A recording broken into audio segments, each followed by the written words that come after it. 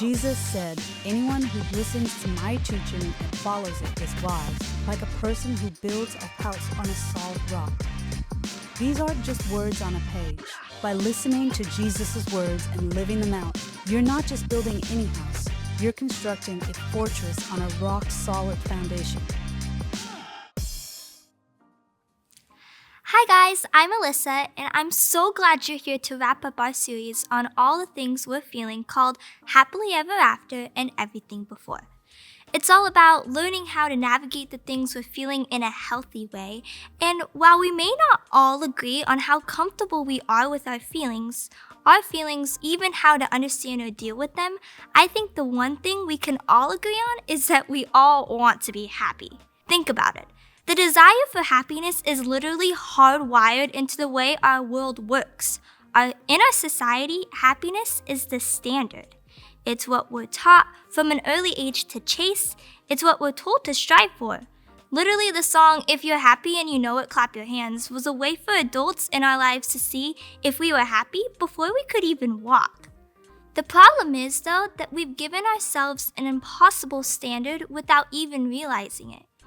When we're constantly chasing happiness, we end up on a pursuit that never ends, because no one person can be happy all the time. Let me show you what I mean. Right now, I want you to think of the happiest person you know. Someone who seems to always have a positive outlook on life, someone who is always smiling, someone who really loves their life. Actually, why don't you turn and tell someone next to you who came to mind? Now, think about the last time you saw that person in a mad mood, or going through a hard circumstance, or struggling through something painful in their lives. Chances are, if you really think about it, you can pinpoint a time they weren't necessarily happy. No matter what it is, even the happiest person we know have moments when they're just, unhappy. Now here's the next question. When that person or any person in your life is unhappy, how do you respond? How does their unhappiness impact you?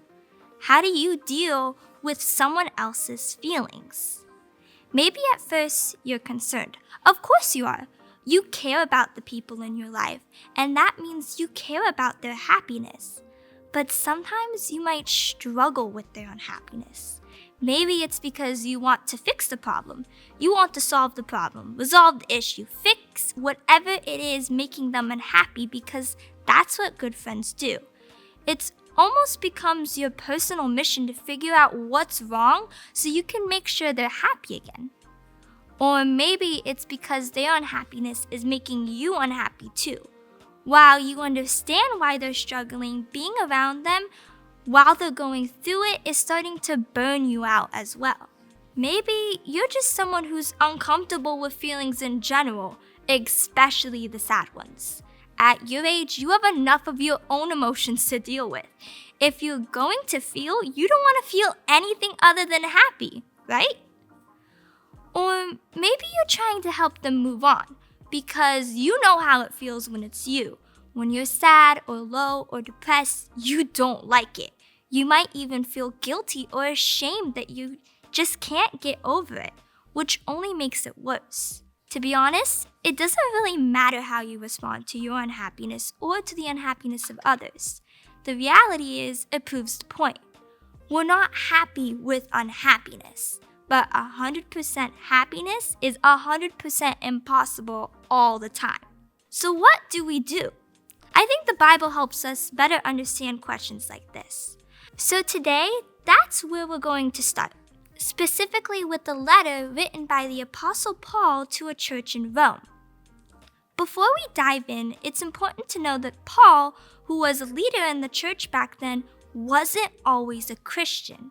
Before he started following Jesus, he was definitely familiar with feelings of anger, hatred, and discontent. And even after he started following Jesus, Paul experienced fear, sadness, and loss. So either way, as a Christian or not, Paul was still a human navigating the good and the bad of life. Becoming a Christian didn't make Paul happy all the time, and he for sure understood how hard happiness was to achieve. With that in mind, let's look at what he wrote. Be happy with those who are happy. and weep with those who weep. Live in harmony with each other. Romans 12:15-16. Consider this your cheat code for how to deal with what your loved ones feel.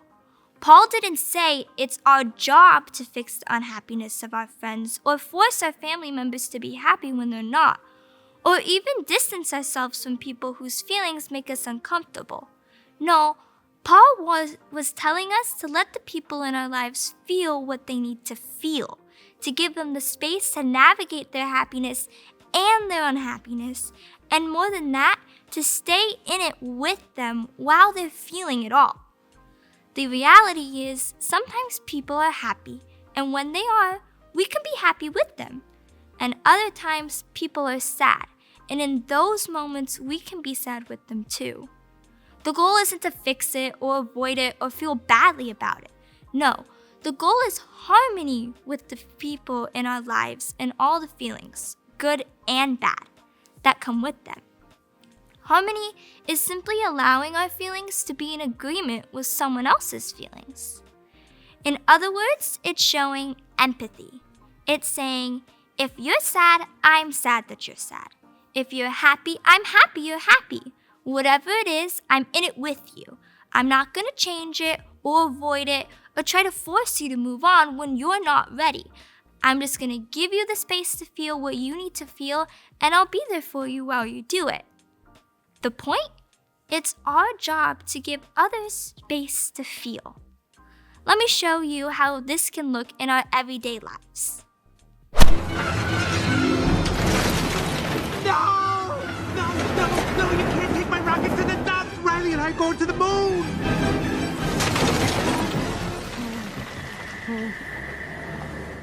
Riley can't be done with me.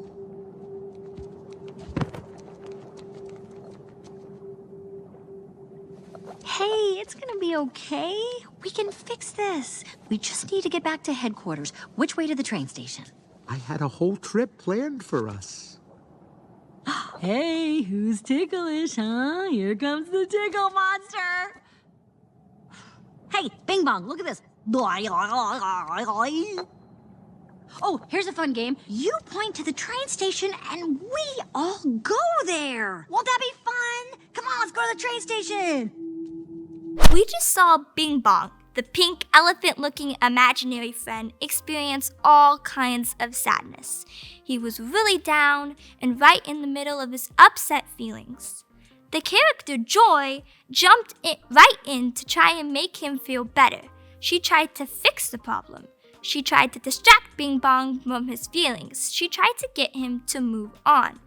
And while she certainly had good intentions, this really didn't help Bing Bong feel supported or understood. But then we get a look at how empathy works. I'm sorry they took your rocket.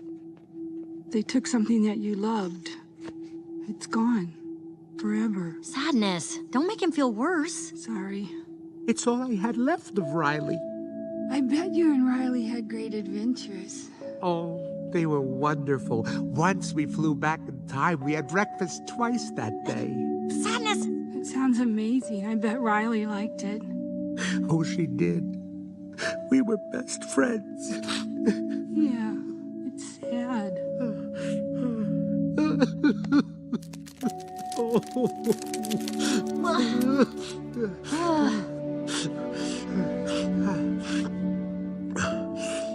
I'm okay now. Come on. The train station is this way. The character Sadness sat with Bing Bong through his tough feelings. She showed that she understood what he was feeling. She was sad because he was sad.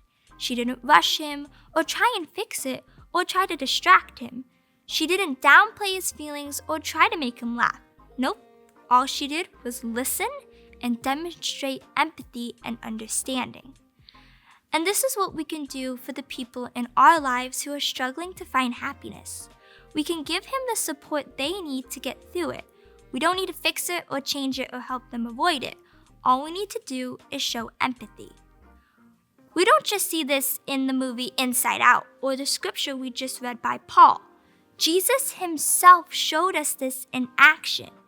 Jesus is the person who cried along his friends when their brother died. He is the one who let children who were commonly ignored in that time come to him just the way they were. Jesus was patient when his closest friends felt confused about life and how best to follow God. Jesus got angry with systems that weren't right and when people weren't treated with compassion. In every interaction, Jesus showed us that the goal isn't to help other people reach some level of happiness. Rather, it's to support and have empathy for the people in our lives, to be exactly who they are and feel exactly what they need to feel. Like Jesus, we can give others the space to feel. And the best part, when you do that, when you give others the space to feel, you're doing more than just being a good friend.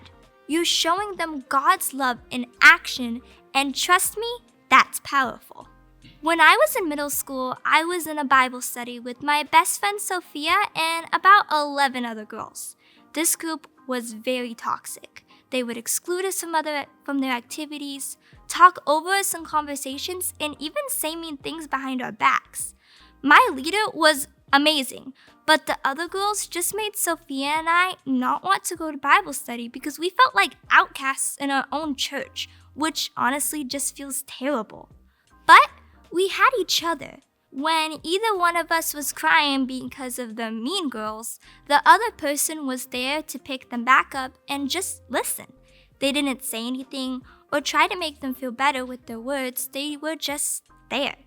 Because of this, Sophia is still one of my closest friends today, 5 years later. She's someone who will always be there for me, and I will always be there for.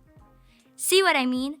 That simple act of showing up and supporting when I felt anything but happiness made an impact on me, and it's something you and I can do for others too. Here's how I think we can start. Show up. When you know someone else is struggling, choose to show up for them. Step into their world, not to fix it or solve it or make it go away. Show up just to be a person who cares.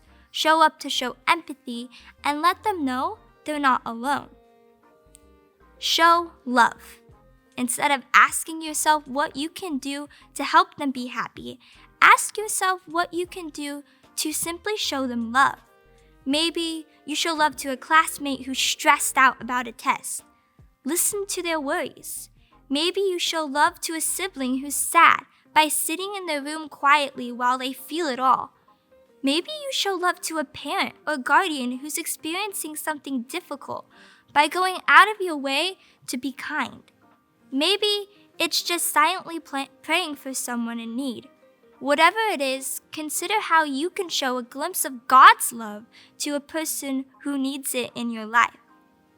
Finally, stay with them. Remember, it's not our job to make sure our people are magically happy once again, because we can't control this. But what we can do is stay with them in whatever they're feeling, to be with them and stay with them until the feeling changes, to give others the space to feel. As we close, I want you to keep in mind that it doesn't mean it's your job to deal with the difficult feelings other people are feeling.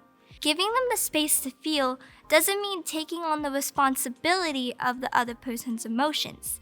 It doesn't mean becoming their therapist or putting their feelings before your own or keeping secrets for them that could be harmful. Sometimes the best way to give others space to feel is to ask for the help of a trusted adult in your life. So, if you have someone in your life who is really hurting right now, I want to encourage you to talk to your leader about it. They're there to support and love you through your feelings and help you find healthy ways to do the same for others. As we head to small group, I want you to think about this question. What's one way I can show God's love to someone who is hurting in my life?